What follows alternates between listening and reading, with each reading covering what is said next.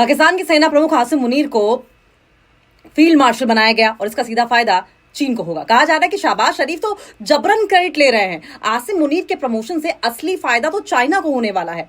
ये लगातार बातें कही जा रही है। और इसके अलावा आपको बताते चले कि पाकिस्तान के जनरल आसिम मुनीर को फील्ड मार्शल बनाए जाने पर विवाद छिड़ गया है और कहा गया यह है कि प्रधानमंत्री शहबाज शरीफ इसका क्रेडिट ले रहे हैं, जबकि पूर्व अमेरिकी एनएसए जॉन बोल्टन ने चिंता जताई है कि इससे चीन को फायदा होने वाला है। ये कदम सैन्य विफलताओं को छिपाने की कोशिश भी माना जा रहा है, जिसमें भारतीय सेना ने पाकिस्तानी सेना को धूल चटाई थी। पाकिस्तान के संघीय कैबिनेट ने सेना प्रमुख जनरल आसिम मुनीर को फील्ड मार्शल के पद से नवाजा है और उनके ये पद उनके साहस और ऑपरेशन बुनियान महसूस का नेतृत्व करने के लिए दिया गया है। ये कहा जा रहा है कि इनाम में दिया गया है, लेकिन पाकिस्तान सरकार देश की जनता के सामने ये साबित करने में लगी हुई है कि भारत के साथ तनाव में उन्होंने जीत हासिल कर ली है, जबकि ऐसा है नहीं। पाकिस्तान के प्रधानमंत्री इसका क्रेडिट लेने में लगे हुए हैं। शहबाज शरीफ का कहना यह है कि आसिम मुनीर को फील्ड मार्शल बनाने का फैसला मेरा है। पूर्व अमेरिकी राष्ट्रीय सुरक्षा सलाहकार जॉन बोल्टन ने नया खुलासा किया है। उन्होंने आसिम मुनीर को फील्ड मार्शल बनाए जाने के फैसले पर चिंता व्यक्त की है। उन्होंने इस परेशान करने वाले संकेत को कहा है, इस संकेत को परेशान करने वाला कहा है। जॉन बोल्टन को डर इस बात का है कि इसका सीधा फायदा जो है वो चाइना को मिलने वाला है, क्योंकि आसिम मुनीर जो है वो चाइना को लेकर काफी सजग नजर आते हैं, चाइना के लिए काफी काम करते हुए दिखाई देते हैं। वहीं इसका फायदा चीन को मिलेगा, क्योंकि बुधवार को जब एएनआई से बात की थी बोल्टन ने इस कदम को संभावित प्रभावों पर जोर दिया था और कहा था कि क्षेत्र में जारी शत्रुता को पाकिस्तान के विकास में बाधा बताया था। वहीं जिस तरीके से आसिम मुनीर को प्रमोशन दिया गया है, ये जाहिर है कि ये एक्सेलरेट करेगा सिचुएशंस को, ये बोल्टन ने कहा। और साथ साथ भारत पाक विवाद में अमेरिकी सरकार की भागीदारी पर उन्होंने ये कहा कि ये देश में आंतरिक संतोष को बढ़ा सकता है। पूर्व अमेरिकी एनएसए ने आसिम मुनीर को फील्ड मार्शल के पद पर पदोन्नत किए जाने पर कहा कि चीन के लिए लाभ उठाने का ये एक और अवसर है। इससे पहले कि इस कदम को सैन्य और रणनीतिक विफलताओं को छिपाने के प्रयास के रूप में देखा जा रहा था। पाकिस्तान के दूसरे फील्ड मार्शल बने जनरल आसिम मुनीर पाकिस्तान के इतिहास में फील्ड मार्शल के पद पर पदोन्नत होने वाले दूसरे सैन्य अधिकारी बने हैं। 1958 से 1969 तक पाकिस्तान के राष्ट्रपति रहे अयूब खान को देश के पहले फील्ड मार्शल होने का गौरव प्राप्त है। लेकिन आप ये भी जान लीजिए, ये पद उन्होंने खुद को दे दिया था। 1959 में खान ने सेना से रिटायरमेंट से ठीक पहले पाकिस्तानी नागरिक समाज के सदस्यों के लगातार अनुरोधों का हवाला देते हुए खुद को फील्ड मार्शल का पद दिया था। पाकिस्तानी संघीय कैबिनेट द्वारा अपने सेनाध्यक्ष जनरल आसिम मुनीर को फील्ड मार्शल के पद पर पदोन्नत करने की मंजूरी के बाद पूर्व अमेरिकी राष्ट्रीय सुरक्षा सलाहकार जॉन बोल्टन ने इस निर्णय पर चिंता व्यक्त की है और इसे एक परेशान करने वाला संकेत बताया है, क्योंकि इससे क्षेत्र में चीन को अतिरिक्त लाभ मिलेगा।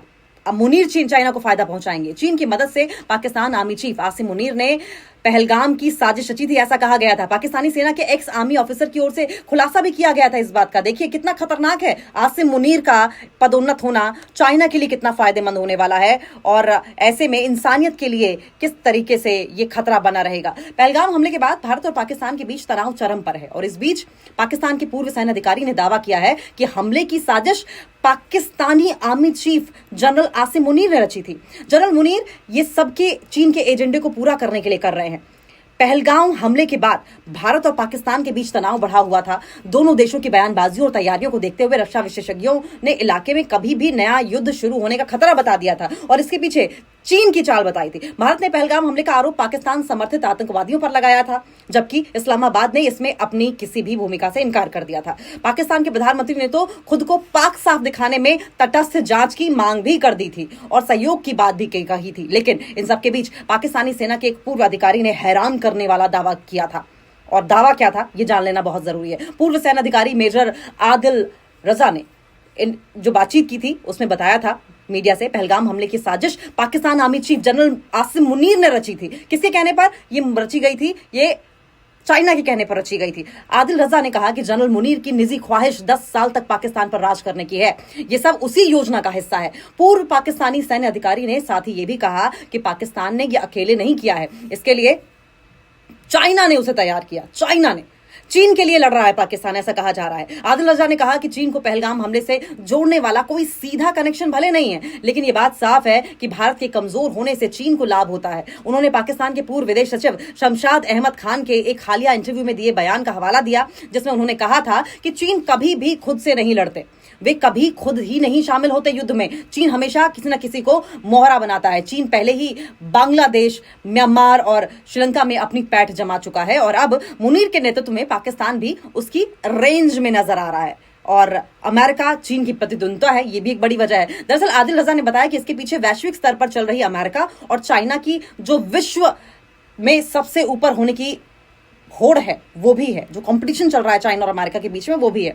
दरअसल वर्ल्ड पावर बनने की जो होड़ है ये भी एक बड़ी वजह है।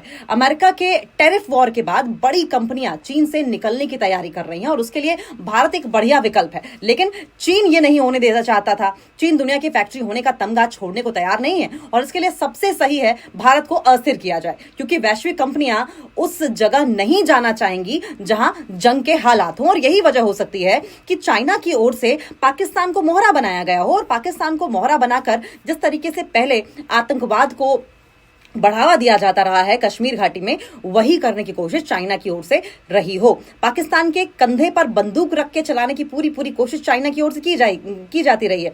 अब अगर आप ऐसे में देखें, चाइना पहले ही इकोनॉमिक पावर बनने की दहलीज पर खड़ा है, एक तरीके से कहा जाए तो बन ही चुका है। और ऐसे में अमेरिका के लिए बड़ा कंपटीशन है। अमेरिका गाहे बगाहे भारत के साथ खड़ा नजर आता है। लेकिन जब टैरिफ वॉर शुरू हुई तो यह हुआ कि चाइनीज प्रोडक्ट्स को बाइकआउट किया जाए। और चाइना, याद कीजिए या जान लीजिए कि कितना बड़ा फैक्ट्री हब है, वहां पर प्रोडक्शन बड़ी मात्रा में होती है और यही वजह है कि चाइना लगातार इकोनॉमिकली ग्रो कर रहा है। अब कंपनियां अगर चाइना छोड़ेंगी, चाइना के बाद अगर लेबर की बात की जाए, मैन पावर की बात की जाए, तो उसके ठीक पड़ोसी देश में यानी कि भारत में मैन पावर उपलब्ध है, चाइना से भी ज्यादा मैन पावर उपलब्ध है। और अगर इंफ्रास्ट्रक्चर को चाइना से मूव करके हिंदुस्तान लाना हो तो बहुत खर्चा नहीं आएगा और बहुत आसानी से हो जाएगा। और ये भी एक बहुत बड़ी वजह है कि चाइना ने ये सोचा होगा कि कहीं ऐसा ना हो कि तमाम जो इन्वेस्टमेंट है, तमाम जो निवेश है दूसरे देशों का, वो हिंदुस्तान में आकर कर दिया जाए। और क्यों ना ऐसा हो कि हिंदुस्तान को अनस्टेबल कर दिया जाए, हिंदुस्तान की आबो हवा में आतंकवाद का जहर घोल दिया जाए और पूरी दुनिया में एक ऐसा मैसेज जाए कि हिंदुस्तान इन्वेस्टमेंट के लिए, बिजनेस के लिए सेफ नहीं है, जिससे कि चाइना में जो कंपनीज हैं, जो इन्वेस्टर्स हैं, वो चाइना में ही बनी रहे और ये जो विकल्प भारत का इंडस्ट्रियल हब बनने का या इन्वेस्टमेंट हब बनने का है वो धरा का धरा रह जाए, एक विकल्प के तौर पर हिंदुस्तान को ना देखा जाए। यही वजह थी कि पाकिस्तान के कंधे पर बंदूक रख के चाइना ने पाकिस्तान को पहले तैयार किया, उकसाया और उसके बाद पाकिस्तान को ही मोहरा बनाकर पहलगांव में आतंकी हमले को अंजाम दिया गया। 26 लोगों को मौत के घाट उतारा गया, पॉइंट ब्लैंक रेंज से गोली मार दी गई और बदनाम तो पाकिस्तान हुआ, लेकिन इसका फायदा कहीं ना कहीं चाइना को नजर आ रहा है। खामियाजा भी पाकिस्तान को भुगतना पड़ा, लेकिन इसका बेनिफिट चाइना उठाएगा, पैसे के लिहाज से, सुरक्षा के लिहाज से, हर लिहाज से। चाइना हमेशा से पाकिस्तान को बेवकूफ बनाता आया है और पाकिस्तान हर बार की तरह अब की बार भी बेवकूफ बनता चला गया और हिंदुस्तान जैसे अच्छे मित्र को उसने दुश्मन बना लिया।